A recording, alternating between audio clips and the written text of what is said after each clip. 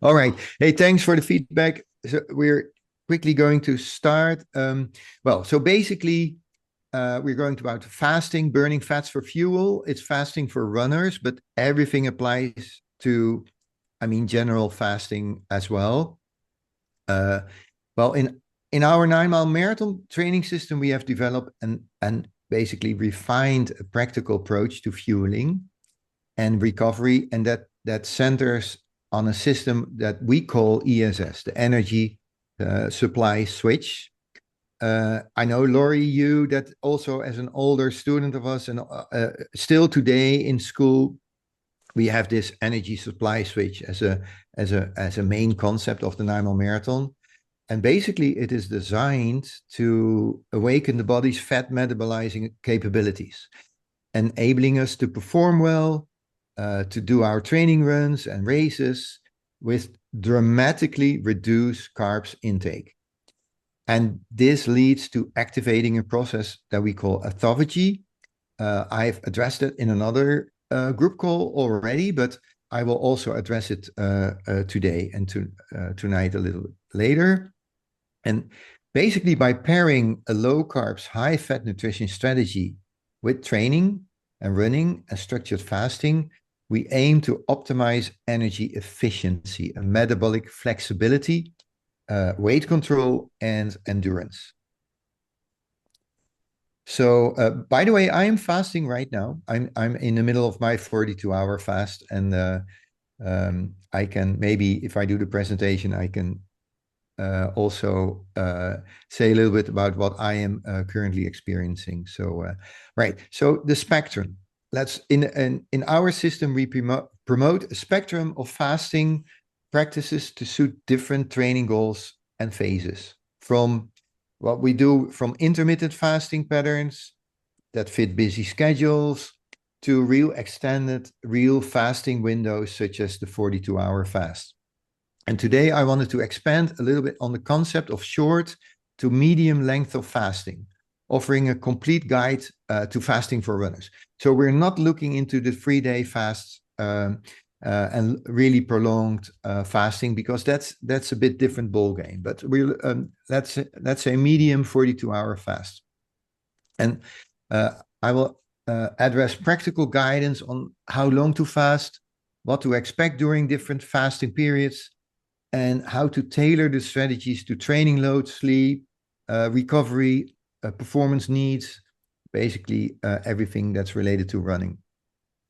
And whether you're chasing steady everyday energy and control over your body weight and maybe composure, or sharp race day readiness, this approach we have, this ESS framework, helps you to harness the body's adaptive power while maintaining health, safety, and sustainable progress. And safety is another important thing.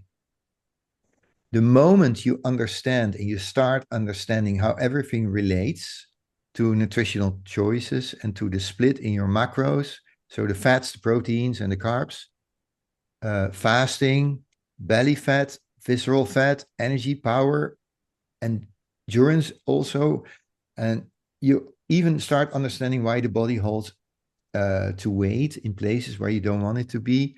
And then if you understand fasting, if you experience fasting, then it makes complete sense, basically in a way it has never been before.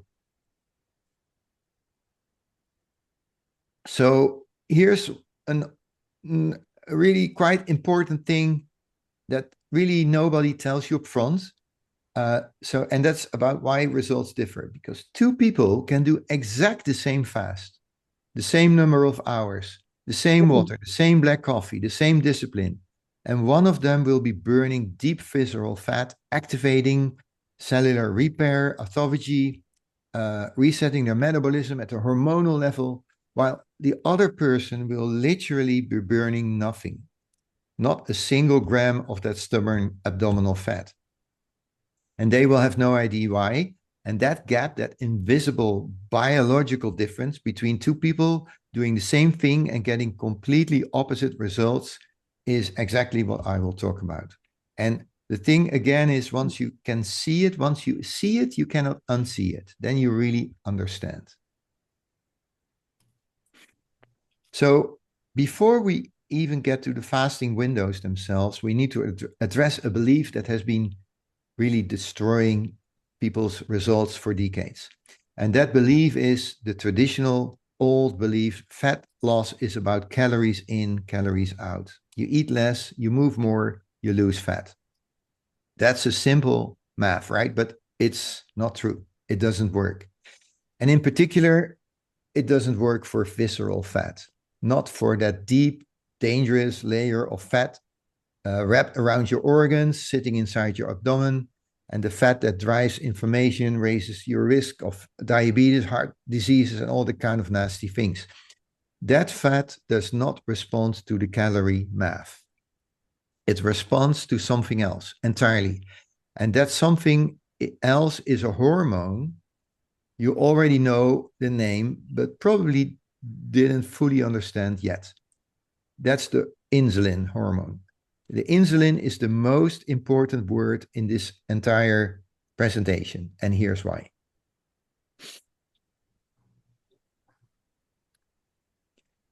So every time you eat, especially when you eat carbs, carbohydrates, that's all. That's from pasta to sugars, everything. They're all carbs.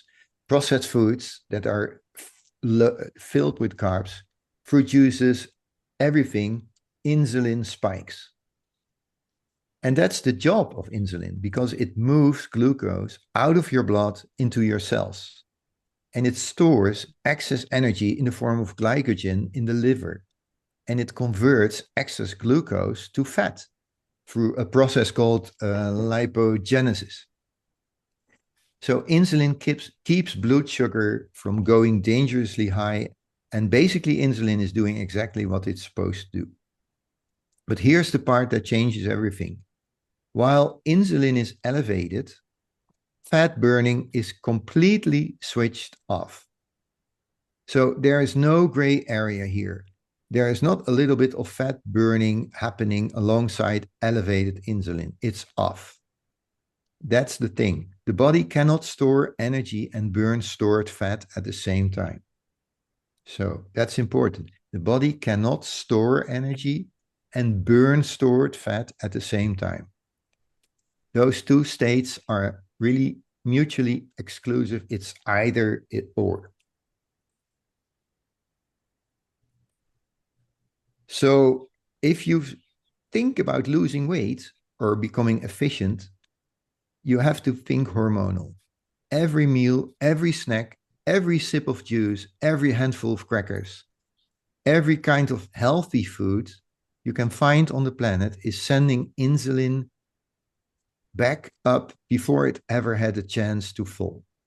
So because insulin never falls, visceral fat never gets unlocked. And that's basically the clue. The body is literally running on constant glucose delivery, never forced to reach into its own stored energy. And this is not a willpower problem. It's not a laziness problem. It's a hormonal problem. So it's not laziness. It's not willpower. It's hormonal. Hormonal caused by our Western nutritional choices and habits. Fasting is the most direct solution we have without medicine, because fasting is the only state where insulin has enough time to fall low enough for the body to finally access what it's been sitting on for years, right? A very natural process. But here is where it gets a little bit complicated. And here's where most fasting content completely falls apart. Because fasting is not a switch. It's not like you hit a couple of hours on the clock and the light turns on inside or off your body. The metabolic transition from glucose burning to fat burning, the moment when insulin finally drops low enough for fat to become available as a fuel, that moment is different for every single person. And the reason it's different comes down to something called insulin resistance. And to understand why that matters, we need to understand what actually happens inside your body in the early hours of a fast. Because the timeline is not what most people expect. In the first hours after your last meal, so basically, so when you start fasting, your body is still operating on glucose. Insulin is still elevated from that meal. And your liver, your muscles, they're loaded with glycogen, which is stored, basically sugar, compressed packages of glucose that your body holds in reserve for quick energy. So in those first hours, even though you've stopped eating, your body is still burning. It's just not fat. It's burning those glycogen stores. So it's working through the glucose it already saved.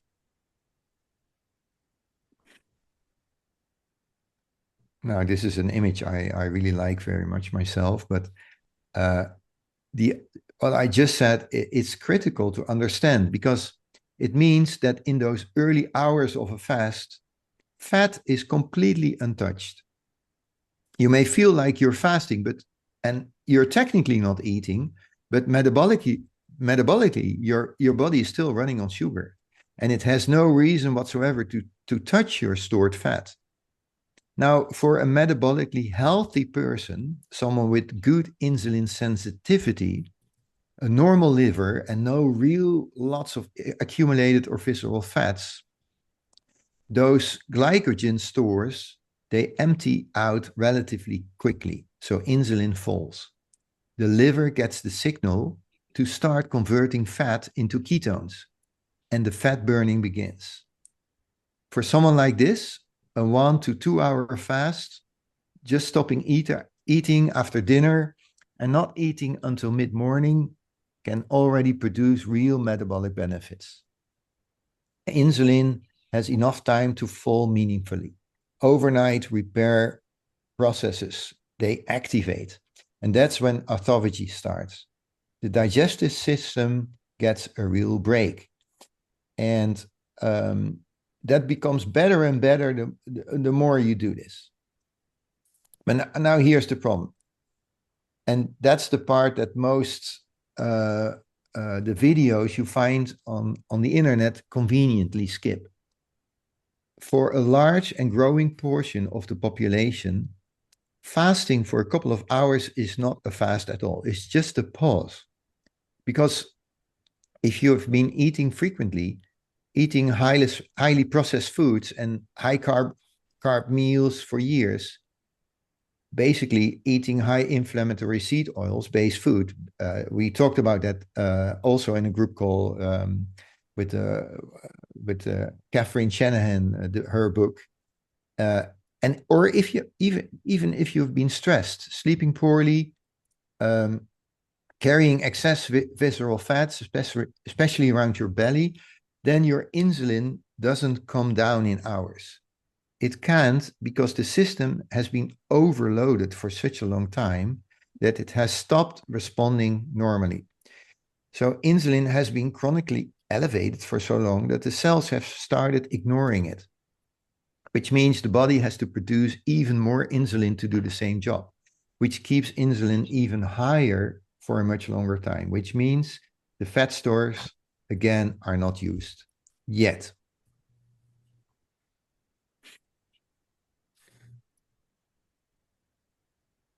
So this insulin resistance is the reason that two people can fast for the same number of hours and have completely different biological experiences.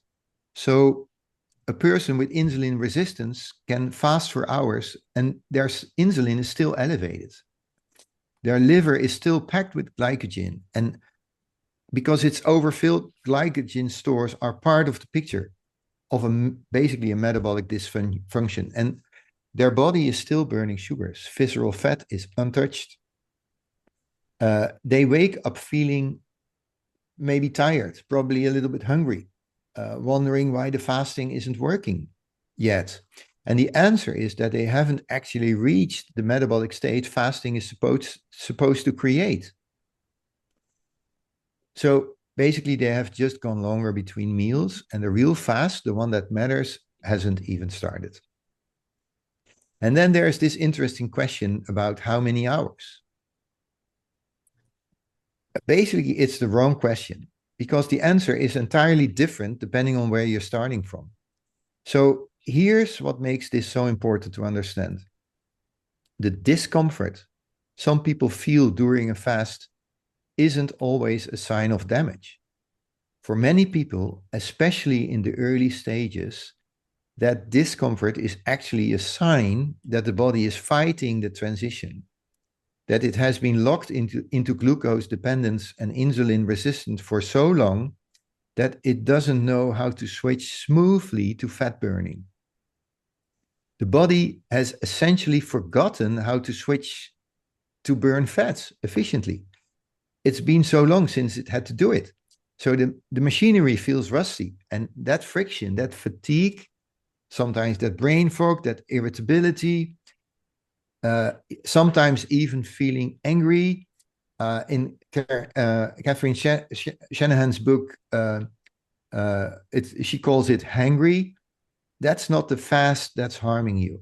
In most cases, it's your metabolism relearning something it's basically always was designed to do. So that's happening when you're fasting for the first times. So then we get the switch, and that's a familiar image for some of you. So let's walk through the actual metabolic timeline, what it looks like as the fast extends, and because this is where the real information lives. By the time you move past hours and pushed into multiple hour range, something genuinely starts to shift. Insulin suppression deepens. The liver glycogen begins to deplete in a meaningful way. And the body senses that its available glucose supply is running low. And it starts to respond by doing something that it has been refusing to do for a long time. It begins releasing fatty acids from fat cells into the bloodstream. Fat burning begins because the body has no other option. This is the metabolic pivot point. And for someone who is metabolically healthy, this window is often where they feel the shift. And little quick story. I'm in my 42-hour fast right now.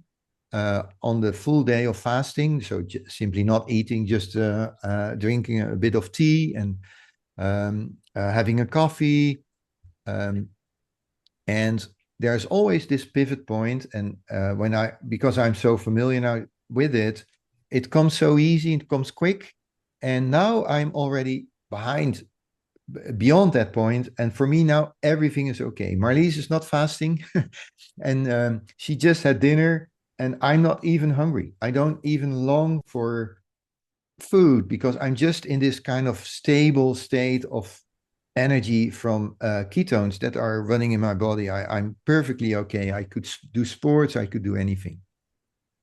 So basically, the energy stabilizes when you're in that state, and hunger actually quiets down rather than intensifying. That sounds maybe contradictory, but it's really like that. Even your thinking, your clarity improves because the brain also is starting to receive ketones, a cleaner, more stable fuel source than the glucose spikes it has been chasing all day. If you've ever fasted and felt that moment where everything clicks and you suddenly feel clear and calm, that's where you're experiencing it really. That's the switch. That's the energy supply switch we call in the Nijmegen Marathon Training System. That's what can happen during fasting, but basically can happen during training too, can happen during running a marathon. But for someone with meaningful insulin resistance, that pivot point gets delayed. It gets pushed back. Insulin may still be elevated after many hours, and fat burning may still be blocked. And this is why the same fast that feels effortless and energizing for one person can feel like a battle for the other person. And neither person is doing it wrong. They're just at a different place on the metabolic spectrum. So the most important thing to understand is that the person who struggles at hours is not broken. They are just further from the finish line.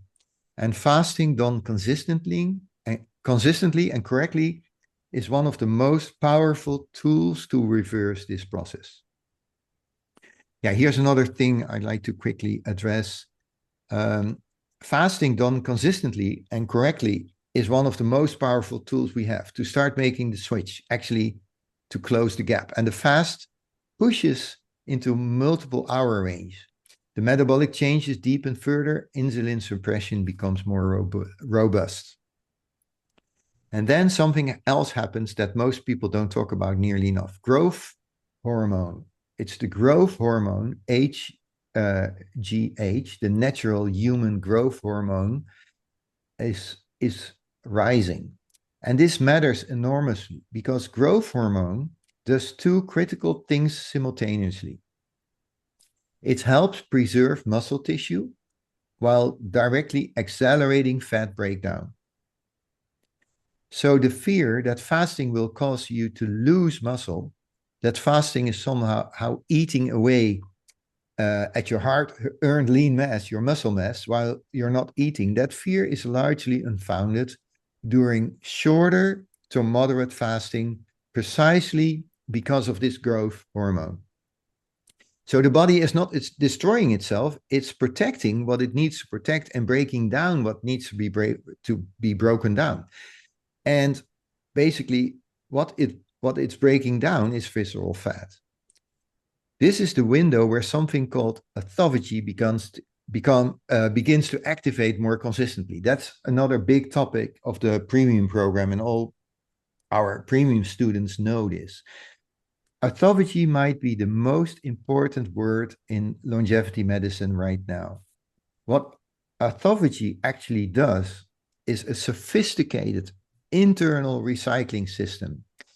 When the nutrition input stays low long enough, when insulin is suppressed, the body begins a process of identifying damaged proteins, worn out cellular components, dysfunctional mitochondria, the engines in your cells, and systematically breaking them down and repurposing to the raw materials. It's cellular housekeeping at the most fundamental level, and its downstream effects are remarkable. It's called autophagy. By the way, this is only discovered 10 years ago by this Nobel Prize winner, Professor Yoshinori Oshumi. And the inflammation during autophagy decreases, insulin sensitivity improves, and the actual biological age of your cells begins to reverse in a very real, measurable sense. And if you search this Dr. Ashumi, he did all kind of research. There's so much available of actual cells beginning to reverse the process of aging. It's really remarkable. So autophagy is not a free concept. It's so well established that the Nobel Prize in Physiology was awarded for its discovery, and fasting is one of the most reliable ways to activate autophagy. But here's a little kind of critical distinction needs to be made, one that most people blur together in a way that creates real fear, confusion maybe. So there's a difference between autophagy and starvation, a meaningful metabolic difference. Starvation happens when the body perceives genuine danger, when the resources are so depleted that the body begins breaking down tissue it would rather preserve.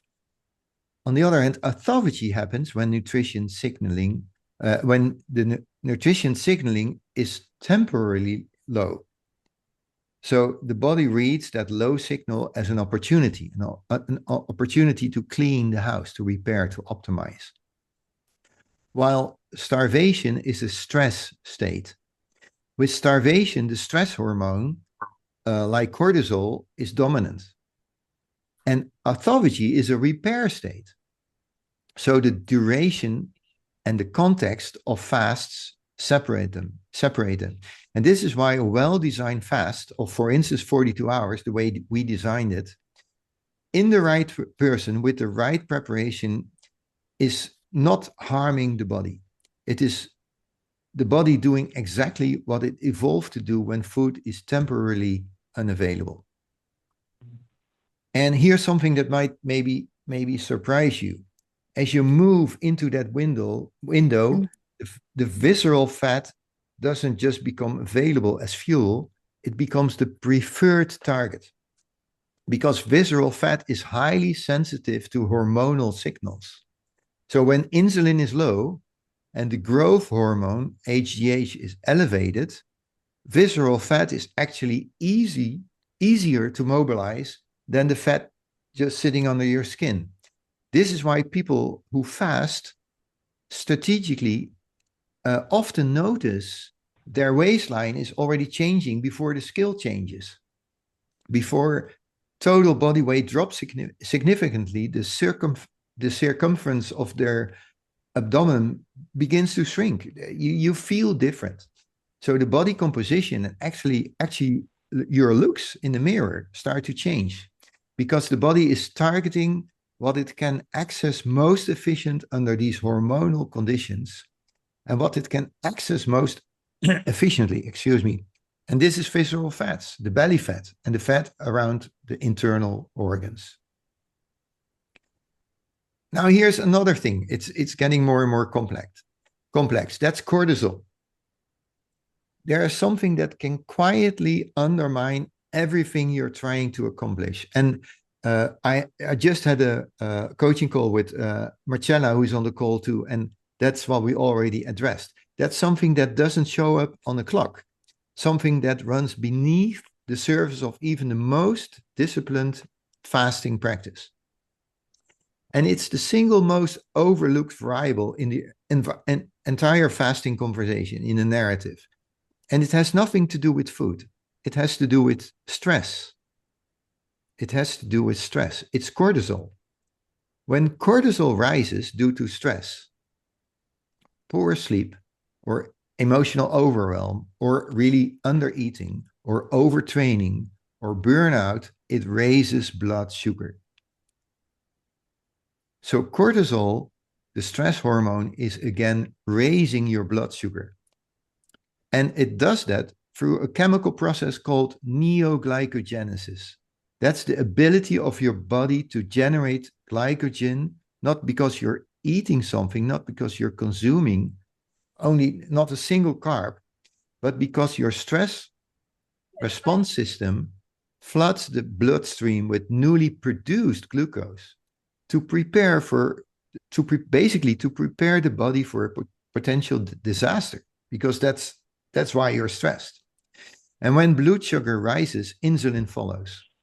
So even during a fast, even when you haven't eaten for a full day, cortisol can trigger enough of an insulin response to interrupt fat burning and delay autophagy, which means you can be technically fasting for a full day or more, doing everything right by the clock, while your stress hormones are quietly recreating the very metabolic state you're trying to escape.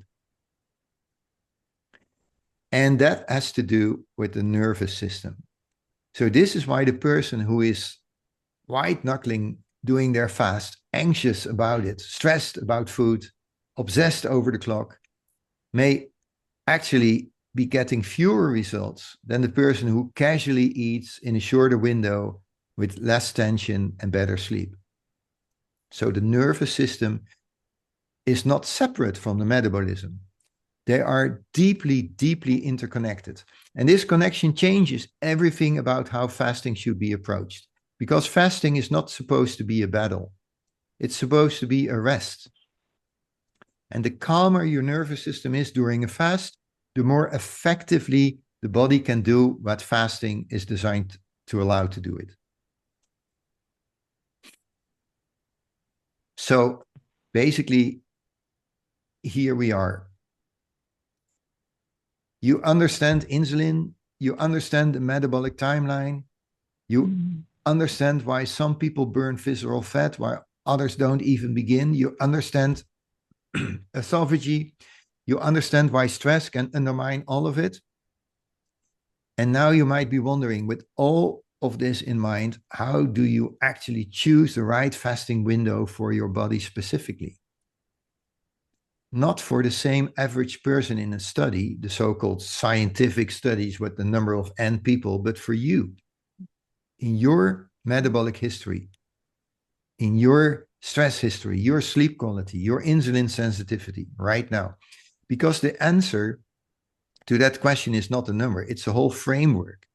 And that framework is built on something most fasting advice completely ignores. That's based on the signals your body is already sending you right now, every single day, that tell you whether your fast is working with your biology or quietly fighting against it. And once you know what those signals are and what they actually mean to you, you will never have to guess about fasting. But understanding those signals requires understanding one more piece of the puzzle. A piece that reframes not just how long you should fast, but how you should think about the entire practice. And that piece is what happens after the fast ends. So this matters this matters more than most people realize. Because here's a little truth that nobody puts in the thumbnail. You can execute a perfect fast, hit every hour, feel the clarity, feel the shift, and then completely erase the metabolic benefits in the first minutes after your fast. So that's your eating window. So it will not erase it gradually, not partially, but it will erase it completely. And because if you break a fast with refined carbs, sugar drinks, fruit juices, processed snacks, or anything that sends insulin spiking sharply upward again, you just slam the door and you shut everything basically down the fast worked to open. And the fat cells are locking back up and insulin surges again. The whole hormonal environment you spend hours carefully creating collapses in minutes, and your body starts the whole cycle over again from the beginning. So this is why the first meal, breaking the fast, it shouldn't be kind of like a reward meal. It's a continuation of the strategy. It's part of the fast. It's part of the strategy. Breaking a fast with whole foods, quality proteins, healthy fats produces a gentle, controlled insulin response. And that's why the body needs contrast. Fat burning doesn't stop the moment you eat. It transitions gradually. The metabolic flexibility you have been building stays intact. But breaking a fast with a muffin, a fruit juice, cereals, even something that feels healthy by conventional standards can spike insulin as aggressively as if you never fasted at all. So the question is never just how long you fasted. It's also what you did when the fast ended, because the two are inseparable. They are one continuous metabolic conversation. And the same logic applies to what happens between your meals during your eating window when you're not fasting. Constant grazing, even healthy foods, keeps insulin elevated and prevents it from ever being fully full between your meals. So this means that even after a long, well-executed fast, if your eating window is filled with continuous small bites throughout the day, you're undermining the very insulin recovery that fasting is designed to produce.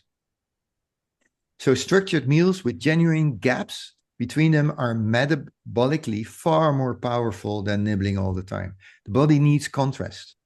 That's important to understand. The body needs contrast. It needs the signal of eating, following by the signal of not eating. The contrast is what drives adaptation. The contrast is what restores insulin sensitivity over time. Now, there's one more thing. There are two more things. Sleep is the next variable that almost nobody factors in their fasting plan, even though it may be the most powerful factor of all. A single night of poor sleep, even just 5 hours, 6 hours instead of 7 or 8, measurably worsens insulin sensitivity the following day. The cortisol rises, glucose control decreases, hunger hormones shift in a direction that makes food cravings stronger, and satiety signals weaken. This means that the fast you do the next morning after a bad sleep is starting from a compromised baseline. Your hormonal environment is less cooperative. So the willpower required to get through the fast is significantly higher after a bad sleep. Not because you're weak, but because your biology is working against you due to something that happened during the night. Sleep is not recovery from fasting. Sleep is part of it. It's preparation for it. Treating it as optional is one of the most common and most costly mistakes in the entirely fasting conversation. And then the final thing I think I wanted to bring up is this. The insulin biology, the metabolic timelines, the autophagy windows, the cortisol connection, the importance of what you eat and when you sleep, it all converges on one simple principle, one idea that if you carry nothing else from this presentation is worth the entire presentation. The body does not respond to intensity. The body responds to consistency. So the body does not respond to intensity. It responds to consistency. This applies to fasting. It applies to training. A moderate fasting window done calmly, repeatedly, supported by quality sleep, real food, and a nervous system that is not in a constant state of alarm will always outperform an aggressive fast that's done in chaos and stress for hours, always. Because the body adapts to patterns, not to heroic one-time efforts followed by days of compensation and burnout.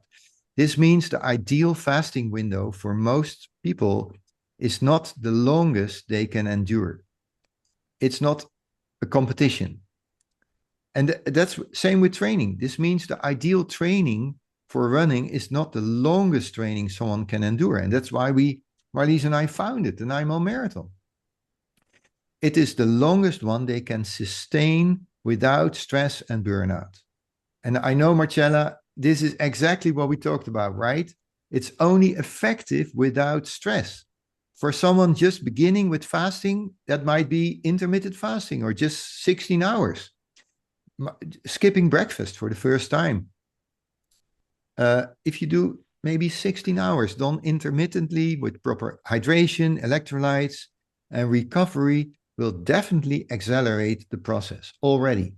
And for someone with maybe a bit more established metabolic flexibility, 42 hours may feel effortless and produce excellent results over and over again, maybe every 2 weeks, or maybe even every week or every month, as long as you do it in a consistent way. So, to conclude, the shift will happen. I mean, it will always happen. Lower insulin consistently and restore metabolic flexibility, give the body enough time in a low insulin state regularly and repeatedly, so that fat burning stops being basically an emergency response and starts being basically a default setting. So the way I feel it for myself right now, it's not an emergency. It's just a consistent, regular default setting. It may take time to make this happen. weeks or months or quarter. But when that shift happens, and it does happen, everything changes. Hunger becomes quieter. Your cravings are losing their grip. Energy basically stops fluctuating. Your waistline begins to change. You can feel it, the waistline change in ways that diet alone simply cannot produce. So basically, the control over your visceral fat, there's always, of course, a bit of visceral fat, but once locked away and protected, begins to disappear because the hormonal conditions that protected it are no longer existing. And the body, for perhaps the first time in years, is doing what it always designed to do, what it always was designed to do. It is running on its own stored energy, cleaning its own damaged cells, regulating its own blood sugar without constant intervention. And that's not starvation, that's restoration. And it's available to almost everyone who is willing to approach it correctly. So basically, it is ESS at work.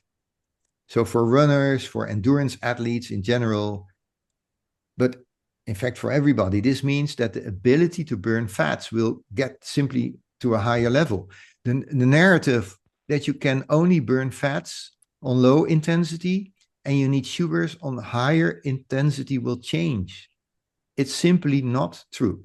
And your ability to burn fats is activated immediately after you start with your training. So no depleting of the sugars first, the traditional way of thinking, and hitting the wall after 2 hours. It's a constant supply of energy from metabolizing the fats stored in your body from the first minutes of exercise. And that is basically ESS, the energy supply switch at work. And it simply is a new reality.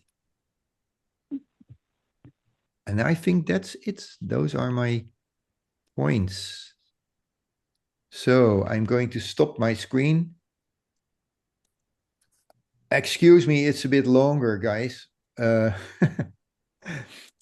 Normally Marlies is correcting me if I speak too long, but yeah, I hope it was clear. I realize it's a lot of information, and I said a lot of things. So yeah, any questions? Please go ahead. Yes, Marcella. So okay, we will speak then in a one-on-one meeting, but the cortisol, so the way to control is also thanks to fasting, or there are also other stuff we can do to understand if the level is correct or not? Yeah, I I know why you're asking, Marcella. And you know, the cortisol is related to stress, you know? So when there's any form of stress, but there are many ways of stress. And please, you know, I'm not a physical doctor, so I know everything I'm saying is out of practice and everything, but there can be so many conditions create stress, right? And when there is stress, there is cortisol. And when there is cortisol, insulin is elevated and the fat burning is basically shut off. You see? So stress is a killer. I mean, bad sleep quality and stress are performance killers. There are intense performance killers. So that is why Marlies and I basically have developed this system. The training system we do is we try to stay out of this situation where you have real stress. Like intense long trainings create stress for everybody. So all these systems to run a marathon with that you have to do 4, 5, 6 times a 20-miler training and everything that creates so much stress that is counterproductive in our view. And Marcella, that's the same with fasting. So we rather have our students do a very effective, efficient, shorter shorter fasting cycle without stress is much more effective than pushing and forcing yourself into a longer stress and then fighting everything, because then the cortisol is taking control and it's doing the reverse thing. That's a quick answer I'd like to give. Yes, George, please. I had a question for you and Coach Marlies about Coach Baz. So if I showed you a sample breakfast, could you comment on, is it a good one to break a fast? 42-hour, 48-hour fast? Because I didn't plan on it, but I think it aligns with what you said. Good protein, healthy fats, whole foods for the carbs, no processed, no high sugar. And absolutely. Can I share my screen here? Or yeah, sure, please do. And are you breaking the fast? No. I just I was just thinking, when I do break a fast, this probably would be a good way to do it. Let's see, how do I do this? Share. Yeah, I had a bit difficulty too sharing my screen when I started the presentation.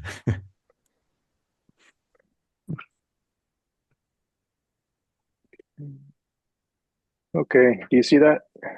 Yeah, we do. Okay, so actually, I'm kind of moving towards 1.5 meals per day. I'd actually prefer to do 1 meal a day. I think I've warmed up to the idea. So my target, if I did 1 meal a day, would be 150 grams of protein, 2 grams per 1 kilogram of body fat, so 75 kilogram body weight would be 165 pounds, so 150 grams. But this one shows my first meal of the day. I had 128 grams of protein. And the only processed thing in there is probably the first item, the Built Puff. That's kind of an energy bar that's popular around here. And that was my only carbs, for that first meal. And then immediately after the first meal, then I had some healthy carbs, a Fuji apple and some dried apricots. But even then, my budget comes in at 63 grams of carbs so far for the day. But basically just proteins. And you know what? There's one thing I left off. I had guacamole too. So I had about 200 calories worth. So that would have been my healthy fats. I got to add guacamole to this list. So, some beef, beef burger, no bun, chicken thigh, chicken breast, coffee with vital proteins and creatine. And the vital proteins is 18 grams of protein. Yeah. It's collagen peptides. Oh, yeah. If this were your meal to break your fast, I would say it's a little bit much. I'm more a fan of really breaking the fast very gentle. So the first meal after the fast, in terms of calories. Yeah, I probably would have a smaller meal, and I definitely would not take any carbs. Oh, it's zero carbs. Yeah, really zero carbs. So, Marlies and I are we are big fans of making bacon kind of Marlies, how in the oven, that you make them very crispy and salty, and that's a bit like your beef burger. A bit of chicken with nice spices, salads, lots of oil, olive oil, that kind of things. Of course, coffee, tea, but I would definitely leave out the carbs. because the Okay. Yeah, and that Bill Puff is it's kind of a process. I think most energy bars are probably Read that'll and process those things. yeah, yeah, there are always, and you know, I mean, breaking the fast is a gentle, for me it's a gentle. So tomorrow lunchtime I'm going to break the fast, and that will be sure with a bit of course, proteins, maybe chicken, maybe those bacon kind of things, a bit of salad, and not too much, because you haven't been eating anyway, and you're filled with ketones anyway, so you're not really hungry. So that would be my comment, George. Okay. Yeah, I like that. Can I add something? Because I know when we talk, I'm sorry, when we talked before, you know, I've done 48 or 42-hour fast before, and then it was like turning a switch. You know, the ketones were pretty good, and then right away it was like the ketones turned off. So if you have 0 carbs on that first meal, would you expect the ketones to remain high? If I tested, you know. Yeah. Yes, Okay. it is. It's more gentle, because everything you eat will up your insulin, because that's normal, because the body reacts to eating with, you know, the pancreas is going to produce the insulin, but it will be less, what's it called? The name, it will be less direct. It will be less extreme, the response. Yes. So the more you can stay away from the carb, I mean, the carbs are just the insulin spikes. Carb is not unhealthy. The unhealthy part is the insulin spike. So yeah, I would definitely leave them out on the first dinner or the first meal. And maybe 900 calories already for a first meal after fasting. I haven't looked into it really, George, into the numbers, but probably if I think about my break, my lunch tomorrow that will break the fast, probably be 500-600 kilocalories, something like that. Yes, please. There was someone else. I can't see. I can't see you. It's Marissa. Sorry. Oh, hello, I'm Marissa. invisible because I'm at work. Hi. So can I add something? So Yes, when please. I break my fast, I normally do beef broth, any broth. I would put like 1 to 2 tablespoons of flaxseed in it, and just 1 boiled egg. Yeah. So I start with that. After half an hour to an hour, then I would start my my meal. Yes. Yeah, so it's I noticed that it's gentler to your Yes. stomach. And I read somewhere that you also have to take like a little bit of kimchi or sauerkraut. It's because they are probiotics. Right. Yeah, so that's what I normally do when I do 42-hour fasting. Yes. That's perfect, Marissa. We can't see you, by the way. I know, because I'm using my phone. I'm hiding right. here in the break room. I'm at work. I don't have patience right now. So yeah. That's okay. And for some reason my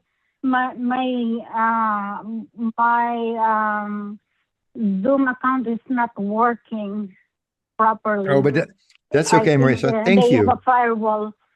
Yeah, All thank right. you. Thank you for your input. And hey, guys, all the other guys, Marissa is going to run a marathon this weekend, and she's going to this Saturday. this Saturday. It's exciting. Yes. So and she has a goal, but I'm not going to tell you guys what her goal is, but she has a goal. Yeah, don't tell anybody. I'm not so confident yet, but we will get there eventually, someday. That's right. All right, thank you. Anyone else, please? Maybe Sharon or thank Gil or Lori or Karen, Stephanie.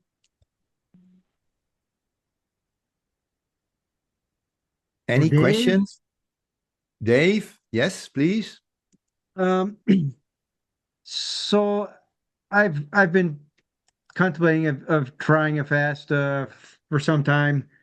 I'm a few weeks out from the Boston Marathon, so it's just not the right time to do any sort of experimenting that big for now. But afterwards, I'm definitely interested in trying.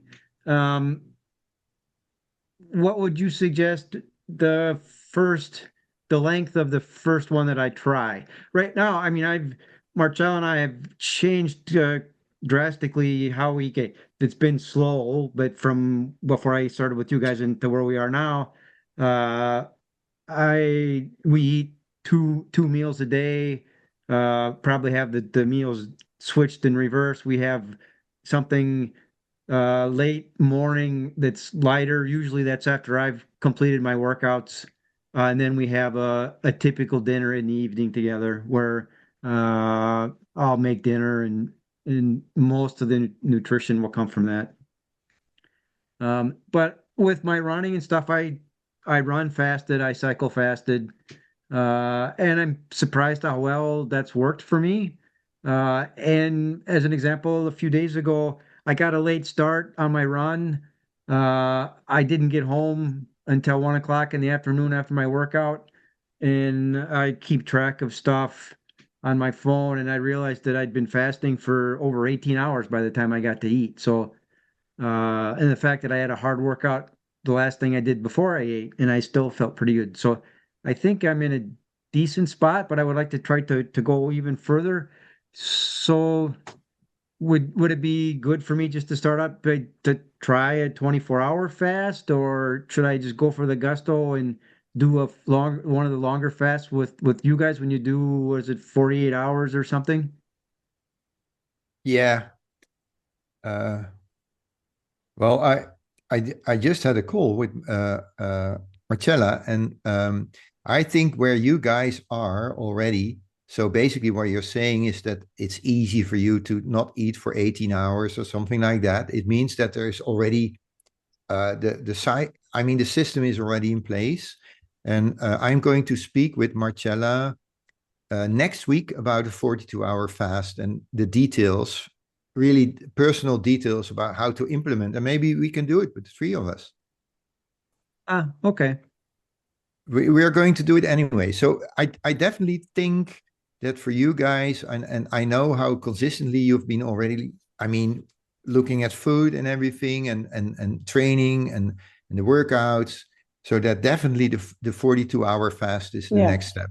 That's right, Marlies? Yeah, Okay. I totally agree. But like you said, Dave, let's not experiment right before the marathon. I No, agree. not now. Not now. Not Yeah. now. No. I agree. But I think the timing is quite good. So when you get back from Boston and you make up a little bit the calories and everything you like, that we definitely encourage, if you finish a marathon, just enjoy all the food that you like.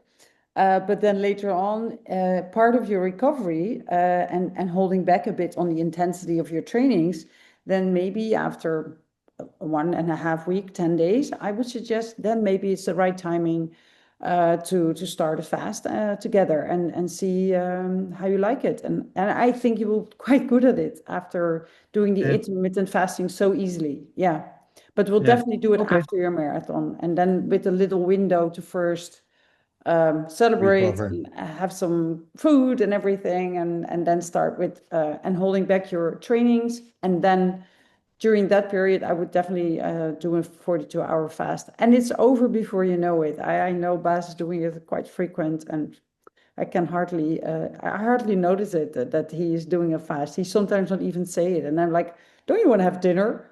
No, I'm fasting. Oh, okay. And he's still smiling and in a good mood. So I think you guys will make it.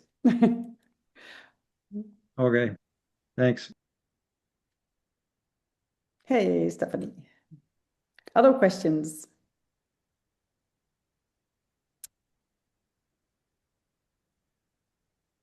I don't necessarily have a question, but very good presentation.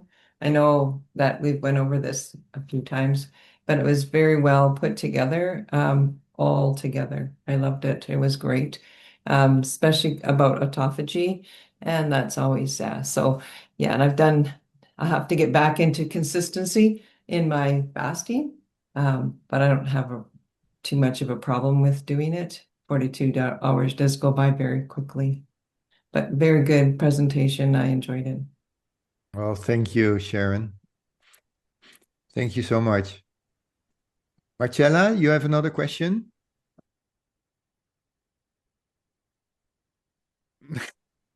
Oh, you're muted. Wait.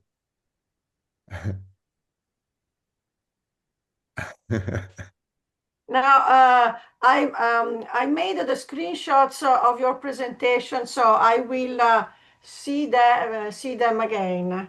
But Yeah. basically, it's quite okay. I don't remember just the ESS stands for ESS. The energy supply switch. Energy supply switch. Okay. And All that is what happened with me, for instance, as an example today, somewhere, when you're not having lunch, then you feel there's something different. Your mind is a little bit, hey, I need to have lunch. Then you have a little moment of little fight in your mind, and then because I'm so adapted to it, I'm so used to it, and then quickly the body takes over, and my body starts producing the fat, basically the ketones from the fat stores, and right now I feel, after not having food for maybe 30 hours or so, I feel like I can do anything, run a marathon, do everything normal. That's the ESS. That's the ESS taking place. What about adding in carbs during training? So I do all my training fasted, but obviously when it comes to marathon day, we'll be using some gels. What's your sort of process or thoughts on when to use them in training and when not? Is it better fasting? Is it better not? Yeah, that's an interesting topic, Gil, because we take gels on the marathon being fat adapted, and that is not to kind of fight the wall and that kind of things, but the thing is, when you are fat adapted, sugar works like a turbo. It works like EPO, you remember the EPO where you boost your whole system. So if you bring, and I also discussed with Marissa, who's going to run the marathon, she's going to bring gels, but just as an additional booster, right? So by no means take it in advance of the race, by no means in the morning, not by no means when you're waiting in the starting line, when you see all the people taking bananas and gels and throwing, because that will destroy your fat metabolism. So you run, and for at least the first hour, you don't need nothing. And then when you get into it, and there is that moment that you feel a bit tired and everything, then you take a little gel. But that will not disturb your ability to burn fats, because that's on such a high level already that it is just an additional booster. It's like a drug, and in fact, sugar is like a drug. It's just boosting your energy, and it's the modern cocaine. It's a modern, it's the 9 mile cocaine.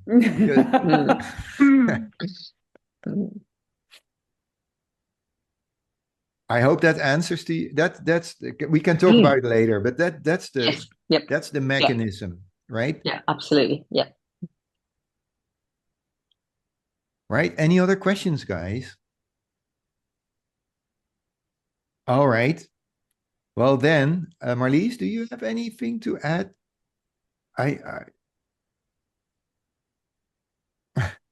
Well, not really, to be honest. And well, let's say that if it's not something you have to do. It's not that if you don't do the 42-hour fast that you are out.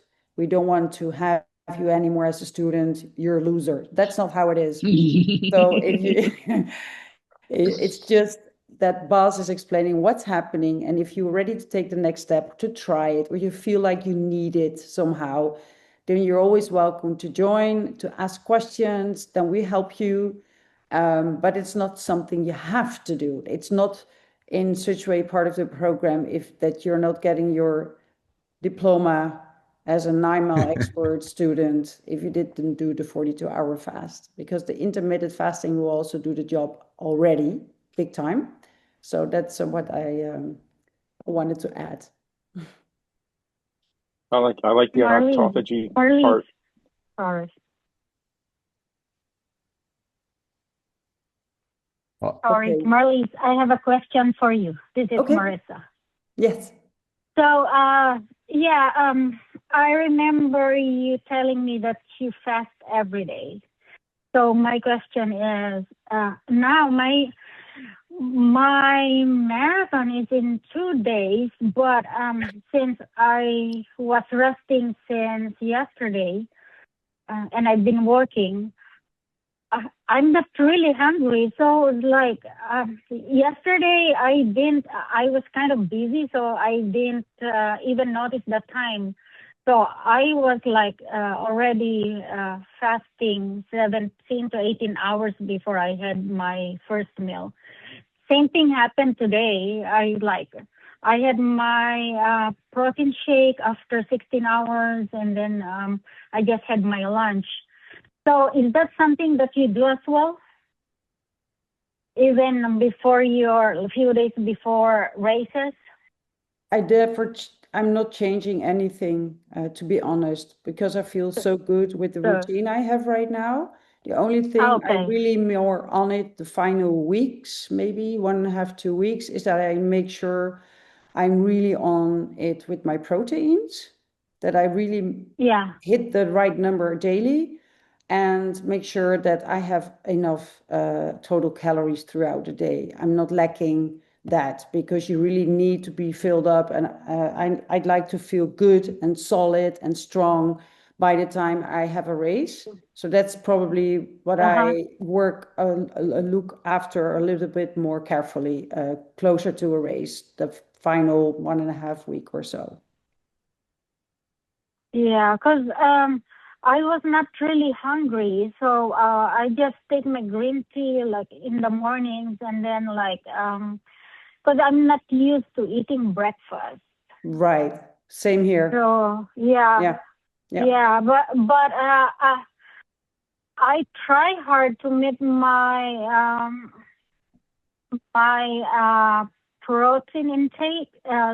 Most of the time, I don't I don't get to eat the recommended 1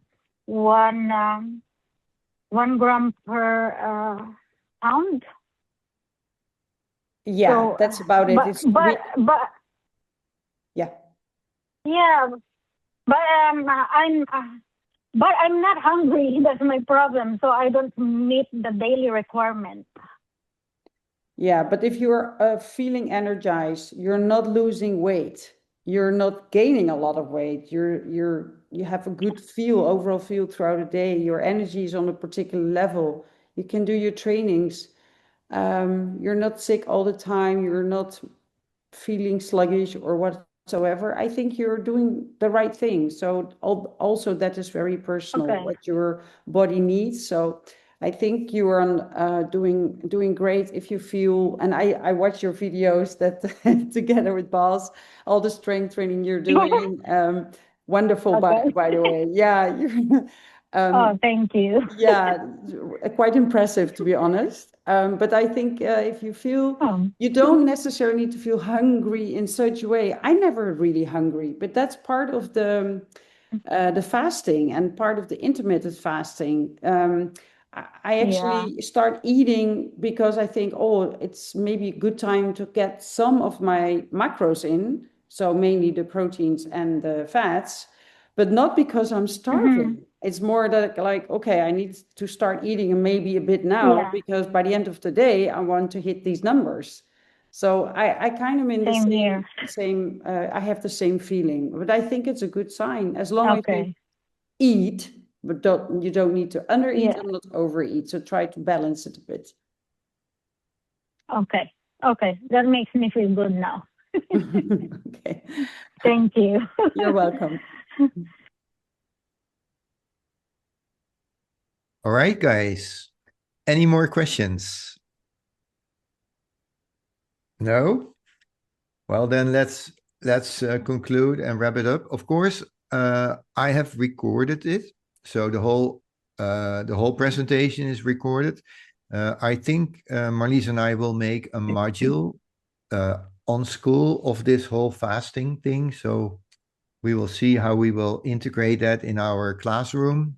So with the other trainings, and for sure you will be able to see it back, maybe even the PowerPoint presentation and everything. So I will make something nice out of that. So yeah, for now. Also from Marlies, we'd like to thank you for your attention and appreciate you're here. And I really liked it to kind of share this kind of overall picture.